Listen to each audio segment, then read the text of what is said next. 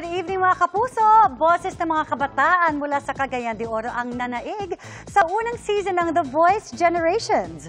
Ang nakakawaw na a cappella performance ng vocal mix ni Kurt Stel, balikan sa chika ni Nelson Canlas.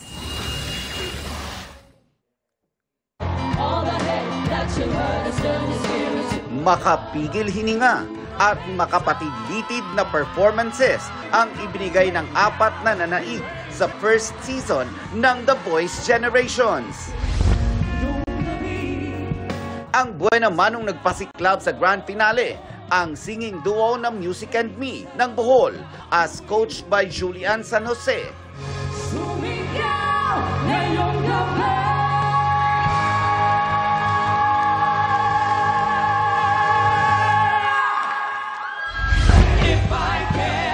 Sinundan sila ng singing trio na P3 as mentored by Billy Crawford.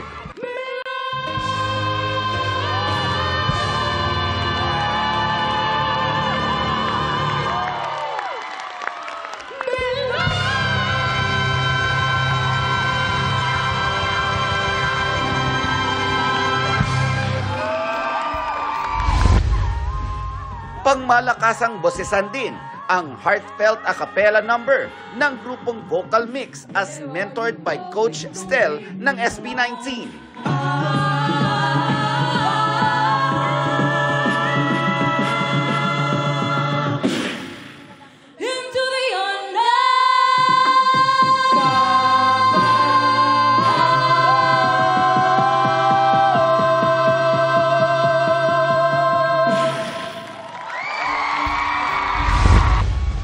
At concert levels na biritan ng girl group na Sorority ni parokya ni Edgar Lee, Coach Chito Miranda.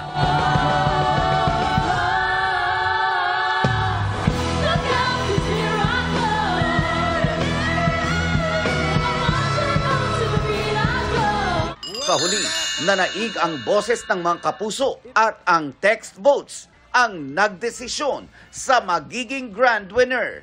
The winner of The Voice Generations is Vocal Mix!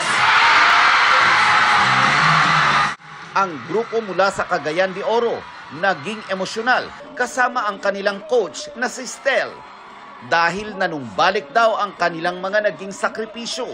Napakahirap po talaga ng dinaran. Naging support system po namin yung isa't isa po. Wala kaming bahay dito, walang financial support. Feeling ko yung suporta na yon ang nagpatibay din lalo sa samahan nila. Sobrang maswerte kami na nabigyan ng pagkakataon at nagbukas ang pinto para sa ganitong klaseng talento marinig at makita dito sa buong bansa.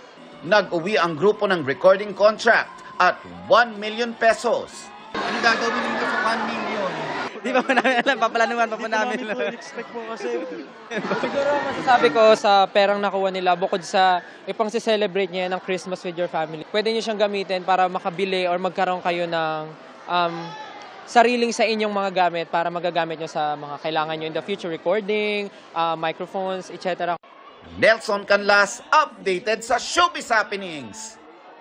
Para sa mas mahabang chikahan, visit and subscribe to GMA Integrated News on YouTube. At para sa mga kapuso natin abroad, samahan niyo kami sa GMA Pinoy TV at www.gmanews.tv.